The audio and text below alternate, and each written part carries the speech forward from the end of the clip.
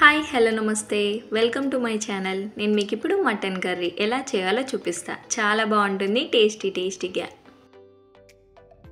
ముందుగా వీడియోలో చూపిస్తున్న విధంగా ఉల్లిపాయల్ని ఆయిల్లో ఫ్రై చేసుకొని పేస్ట్లా పట్టి పక్కన పెట్టేసుకోండి. ఇప్పుడు స్టవ్ పైన కుక్కర్ పెట్టుకొని కుక్కర్ వేడైన తర్వాత 4 టేబుల్ స్పూన్ల వరకు ఆయిల్ వేసుకోండి.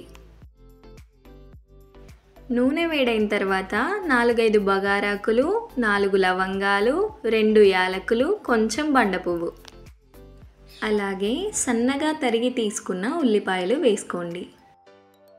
4-5 పచ్చిమిర్చి. ఉల్లిపాయలు కొంచెం ఆయిల్లో ఫ్రై అయిన తర్వాత దంచి తీసుకున్న వెల్లుల్లి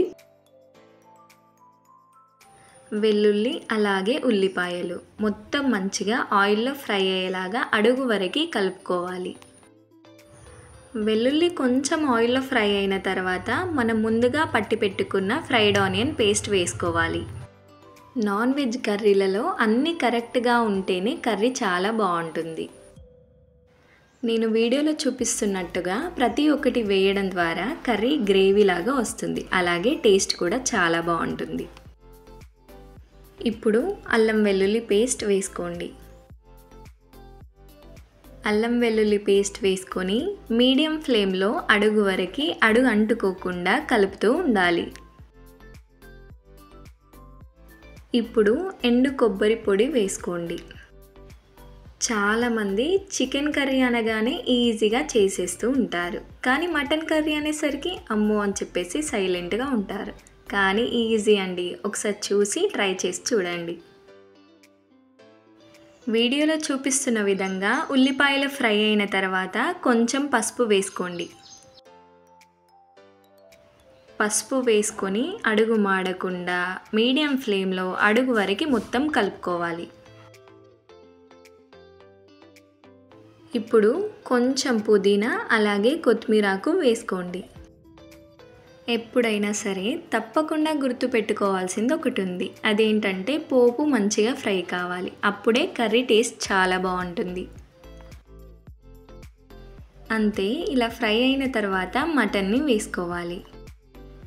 మటన్ మొత్తం కలిసిపోయేలాగా అడుగు వరకు మీడియం ఫ్లేమ్లో మంచిగా కలుపుకోవాలి. ఇప్పుడు నేనైతే 1 టీ స్పూన్ ఉప్పు వేసుకుంటున్నాను, మీరు మీ టేస్ట్కి తగినంత ఉప్పు వేసుకోండి. ఉప్పు మొత్తం కర్రీలో కలిసిపోయేలాగా మీడియం ఫ్లేమ్లో పెట్టి జాగ్రత్తగా కలుపుకోవాలి.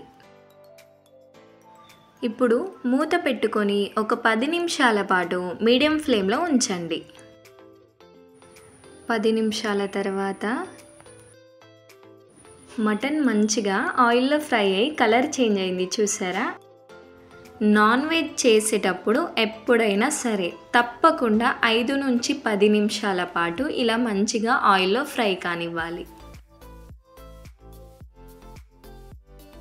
నేనైతే 1 టేబుల్ స్పూన్ వరకు కారపొడి వేసుకున్నాను, మీరు మీ టేస్ట్కి తగినట్టుగా వేసుకోండి. కూరకి కారపొడి మంచిగా పట్టుకునేలాగా అడుగు వరకు మంచిగా కలుపుకోవాలి. ఇప్పుడు కొన్ని వాటర్ పోసుకోవాలి, మరీ ఎక్కువగా అవసరం లేదు, ఎందుకంటే మనం కుక్కర్లో కర్రీ చేస్తున్నాం కదా, ఈ మాత్రం వాటర్ అయితే సరిపోతుంది.